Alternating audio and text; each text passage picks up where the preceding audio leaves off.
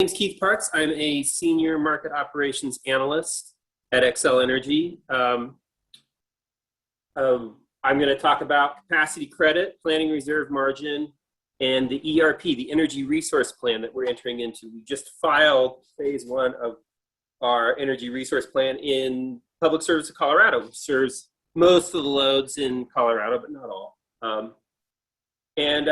What I hope to provide is, what I hope you'll agree with me is that this is a best of class given where we are today in dealing with capacity credit planning reserve margin in an ERP, sort of where the rubber hits the road.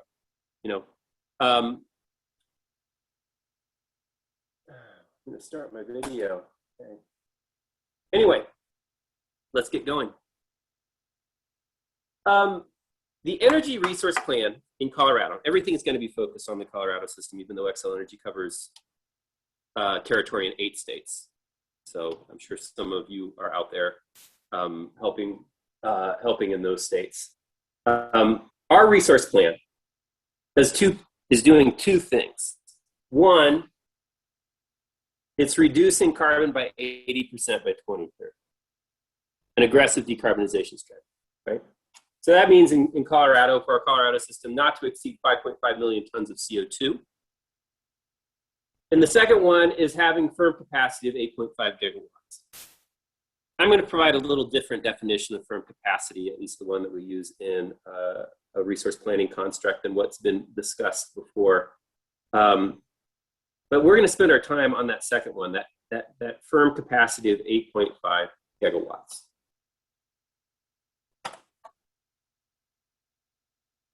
Let's talk about the planning reserve margin, which is the 8.5 gigawatts, by the way. Those are the same thing. The amount of firm capacity, the planning reserve margin is the amount of firm capacity required to meet a reliability metric. In this case, we use the 1 event in 10 years standard, the 1 in 10, the 1 day in 10, the various ways you can express that. And what we did is we used a model that was built specifically for this purpose, specifically for determining the amount of firm capacity one needs to be able to hit this reliability metric of 1 event in 10 years. We used a Strape Serva model. Actually, we hired Strape to do the study for us, though E3's recap model is equally good at doing this. So these models do exist, which considers load, wind, solar variance, unit outages, market access, and calculates the megawatt value that ensures a native amount of megawatt capacity in that ensures this 1 in 10 standard, right? And it does this for, like, I think what was being shown before. It simulates many weather years to come up with this megawatt value that is considered a reliable system, right? And what's interesting is that, and that's 8760 look over thousands of iterations to come up with this number. And what the study identifies is it studies a megawatt value. It actually outputs a megawatt value. It doesn't output a percentage. It doesn't output, you know, it outputs, this is how much firm capacity you need.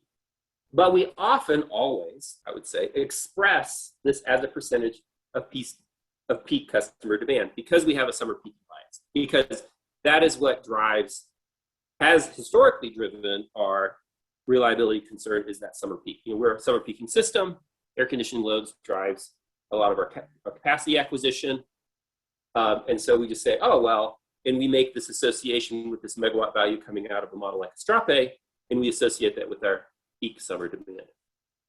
And guess what we did? We did the same thing. And we expressed that 8.5 gigawatts as a percentage of the forecasted peak demand, and that's 18%. So we have a planning reserve margin of 18% in the Public Service of Colorado system. Okay? I think that is okay. It is okay if you have a distinct peak system, right? But that's problematic if this changes. For example, if you have a lot of winter loads, or you have a lot of summer only or summer dominant resources, aka solar, right? So that is that you're pairing this sort of load-based reliability target with resources that may be seasonal in nature, that they're only available in the summer and not in the winter. And therefore you run the risk of acquiring a lot of summer-only resources and sort of forget about the rest of the year, right? So I feel pretty good about our 18%, honestly. I think it was a really good study.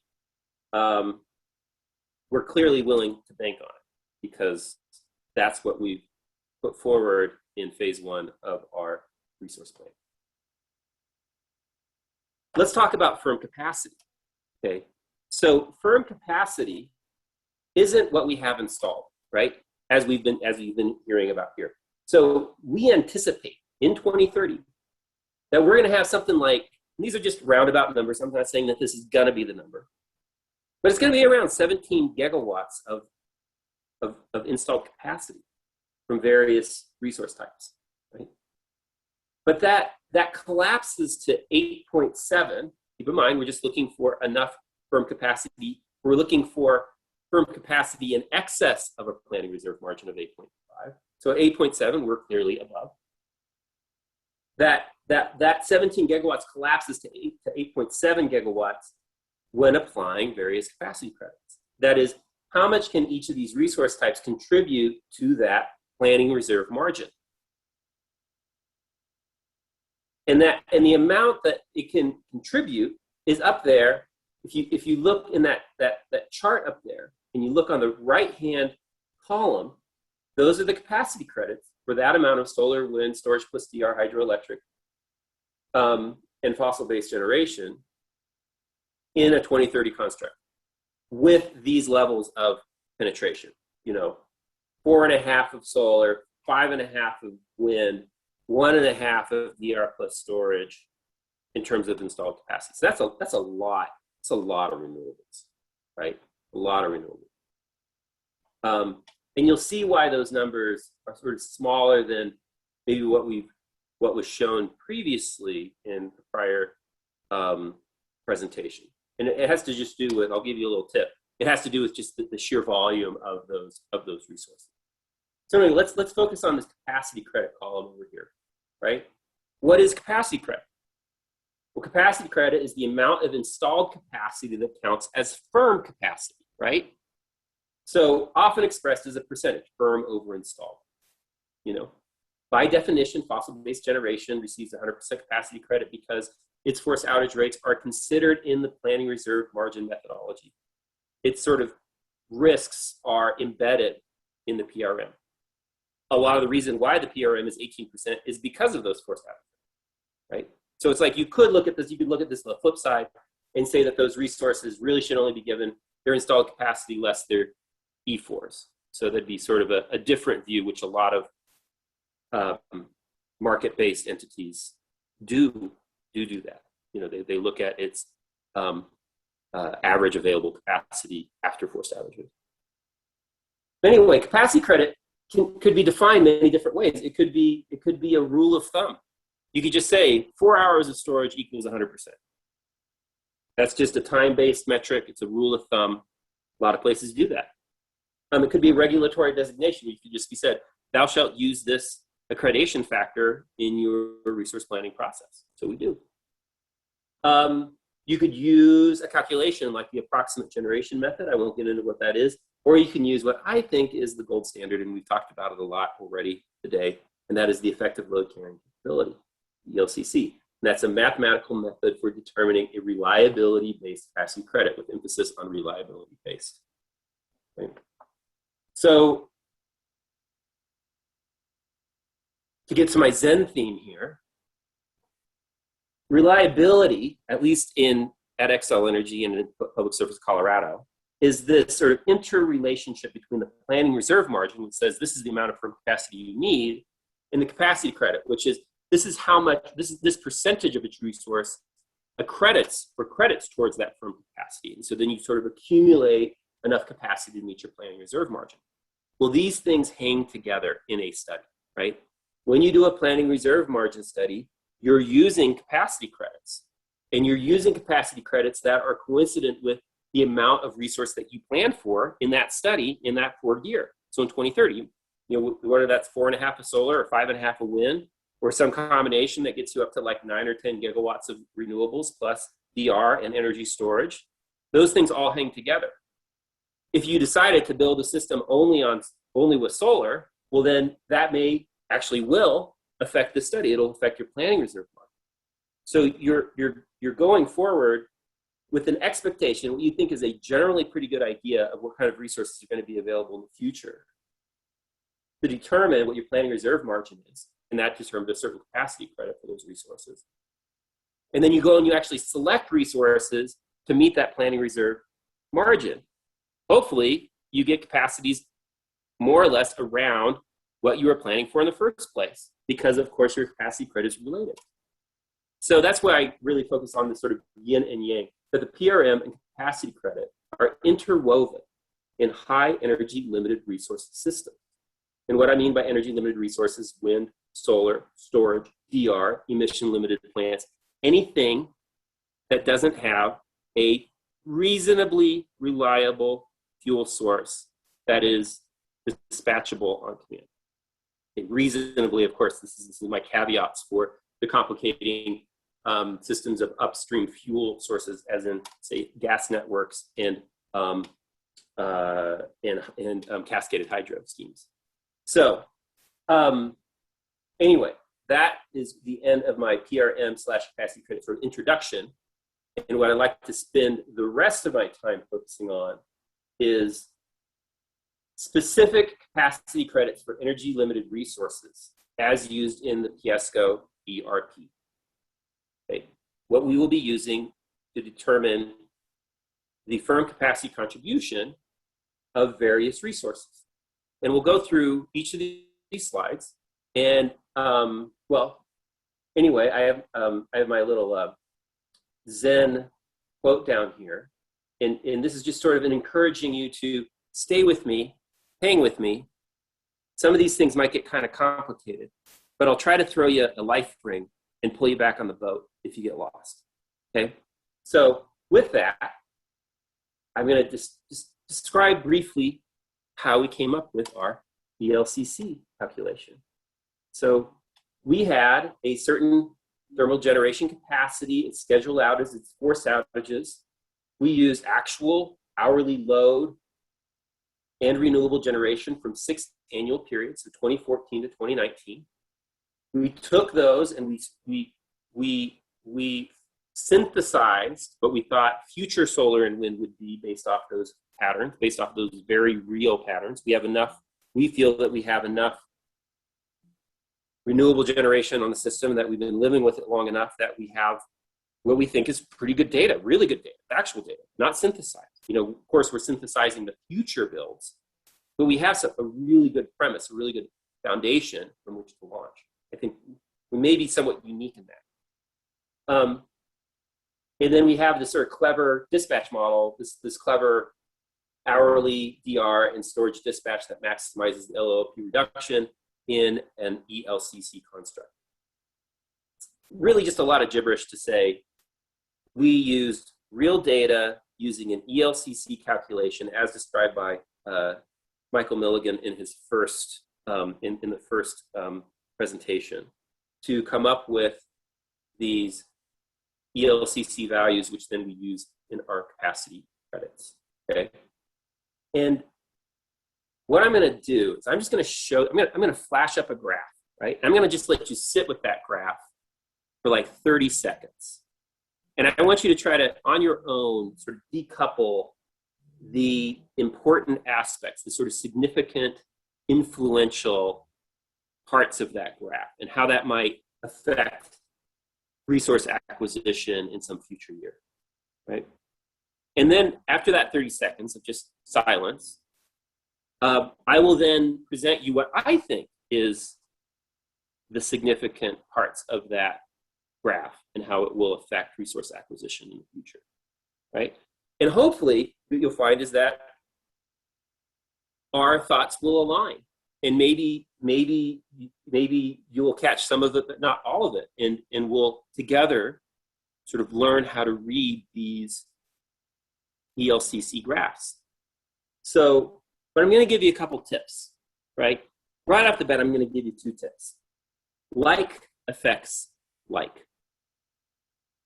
ELCC changes with interpenetration of like resource. Wind affects wind, solar affects solar, storage affects storage. Okay? And the second one is that diversity matters. And that is renewable energy sited at the same location drives down ELCC faster than a geographically diverse portfolio. And I mean not just diversity among the resources between wind, solar, and storage, but within a resource. So being geographically diverse within wind and solar specifically for renewable energy, that diversity matters. And I think that's a unique and important result of this study. So here we go. We're going to start with wind. Sharpen up. Here's your graph.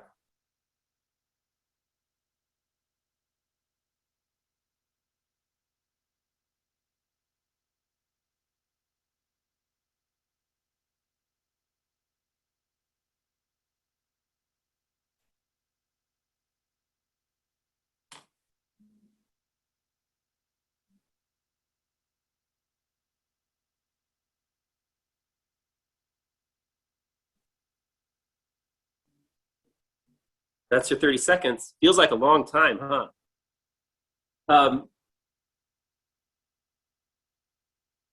This is what I think. So let's describe the graph here. We have incremental wind. And I should have mentioned this is incremental from the 4 gigawatts of wind that we currently have on the system. 4 gigawatts on a system that peaks at 7, right? So we already have a tremendous amount of wind on the Colorado system. So this is looking at the capacity, the ELCC for incremental wind above this very high level already, right? And you'll notice that I have the state of Colorado here, and we have these 3 zones. We have ERZ 1, 2, and 3. That's the northeast, the east, and the southeast portions of the eastern plains, the windiest parts of the state, the best wind resource. And over here on the right, in the upper right, you see this sort of graph showing the amount of resource that's already in those locations, right? So ERZ 2 is dominant with followed by ERZ 1, and ERZ 3 doesn't have hardly any at all. Okay. Well, the first thing that is sort of eye-popping is this very high ERZ 3 average. That's that top graph, that bright orangey yellow line, right? ERZ 3, it's diverse, it's unique, it's high, right? But why is that?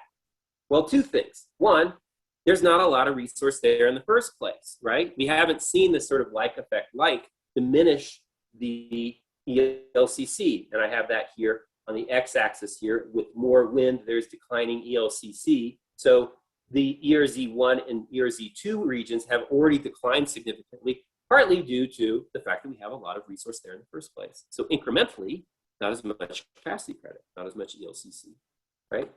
Now, in ERZ 3, secondly, has what's not really shown here, it does have a diverse weather pattern. ERZ 3 doesn't look like ERZ 1 and 2. ERZ 1 and 2 are more correlated, right, in terms of weather. ERZ 3 is unique, it's special. It looks and feels a lot more like North Texas and gets sort of North Texas winds far more than ERZ 1 and 2 do. So there is this definitely like weather regime phenomena that is happening between 1, 2, and then 3, right? So that's, and lastly, is even though it starts out high, it declines quickly. So this marginal steep decline that as you add resource, the next resource, it sort of eats its own tail, right? The first scoop of ice cream is delicious. The second one's really good too, but the 10th one's just a little much, right? So same thing here with the wind is that there is a diminishing value. We're gonna move on to solar next. So get ready for some quiet.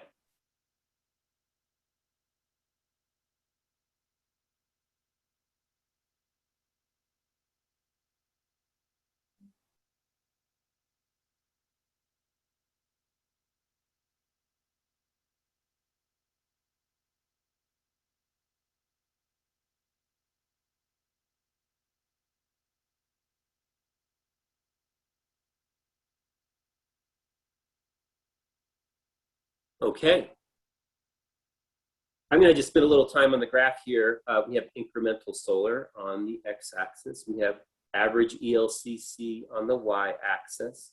We have various regions within the state, whether that's WS Western Slope, MNT Mountain, Northern Front Range, Southern Front Range, San Luis Valley, Southeast. Those are regions. And then we have a couple program and technology specific ones, which is behind the meter. So that's like rooftop solar, and then community solar gardens, which is sort of a mid-sized solar program that's run by Xcel. So this is what I think is significant here. The first, Western Slope and Northern Front Range have the highest ELCC values of the lot. Why? They're diverse, they're unique, they're high, right? Now, it doesn't necessarily mean that they provide the most energy. They certainly provide the most capacity. That is, they provide resource when other resources are unavailable, right? The second is the Southern Front Range. The Southern Front Range is this arrow down here, and it's pointing to the lowest of the graphs. The Southern Front Range has the lowest ELCC value. Why? Because it already has a lot. There's already a lot of solar there, so it's already eaten up a lot of the value that it provides, right? 3, behind the meter.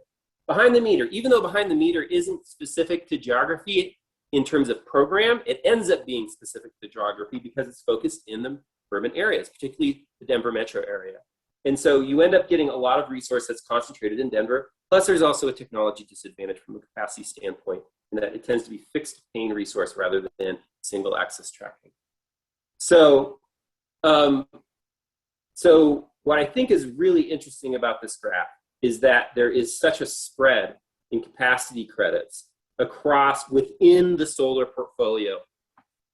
I'm going to tell a little story, a little anecdote as to why I think what drives part of this. So I work in commercial operations, actually work on the dispatch floor where we're turning power plants on and off and monitoring all our various wind and solar and demand forecasts. And we do see this phenomena. We get a lot of thunderstorm activity happening along the urban corridor in Colorado, which is sort of this north-south strip going between that North Front Range and Southern Front Range area.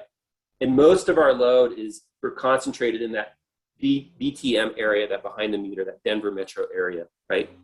And we do see days, really hot days in the summertime, where we see some thunderstorm activity picking up. But that thunderstorm activity can be really, really specific. And we can have a really hot day that's affecting the entire state. And then we have a thunderstorm activity centered over Pueblo. So, and Pueblo is this community that harbors, has most of this utility scale solar that I'm pointing out in the Southern Front Range. And that thunderstorm activity that cloud cover can cover that entire solar resource and essentially obliterate most, if not all, of the solar resource in that area. Well, that's where most of the solar resource is. And that's a really hot day, and that thunderstorm didn't have the effect of reducing loads tremendously, like it would if that thunderstorm kicked up over the Denver metro area. So I think that there is this sort of regionality, this very sort of smaller regionality associated with solar, where cloud cover and a particular weather pattern can affect a region overall, but not affect other regions, and that shows up when you're looking at historic time periods like we did through 2014 through 2019. Storage.